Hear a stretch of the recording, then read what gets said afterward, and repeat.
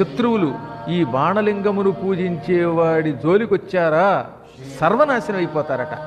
జీవితంలో పతనం అయిపోవాలనుకున్నవాడు నర్మదా బాణలింగాన్ని పూజించిన వాడి జోలికి వెళ్ళాలి. అందువల్ల బాణలింగాన్ని మీరు పూజించారంటే మీ శత్రువులు క్రమక్రమంగా నశించిపోతారు. ఈ శివలింగాలని తెలిసి కాని తెలియక కాని ముట్టుకున్నా, శివలింగం మీద నీళ్లు పోసినా వాళ్ళు ఎంత గొప్పవాళ్ళు అవుతారు అంటే మృత్యువుని కూడా జయిస్తారట. ఎవడైనా బాణలింగాన్ని పూజించడం వల్ల సులభముగా పాప విముక్తి పొందుతాడు. అటువంటి వాడికి ఆత్మబలం పెరుగుతుంది, దోషాలు తొలగిపోతాయి, వేదిక మీద ఎక్కినప్పుడు నిర్భయత్వం కలుగుతుంది. ఎటువంటి వాడైనా పడగొట్టాలని చూస్తే వాడు పడిపోతాడు తప్ప వీడు పడిపోడు. లింగానామపి పూజ్యం స్యాద్ బాణలింగం తయా కథం. విఘ్నేశ్వరుడు కుమారస్వామి ఇద్దరూ ముక్తకంఠంతో చెప్పారు. ఏమని? లింగములలో అత్యుత్తమ లింగం బాణలింగం. అనాచారాలన్నిటినీ తొలగించే శక్తి ఒక్క నర్మదా బాణలింగం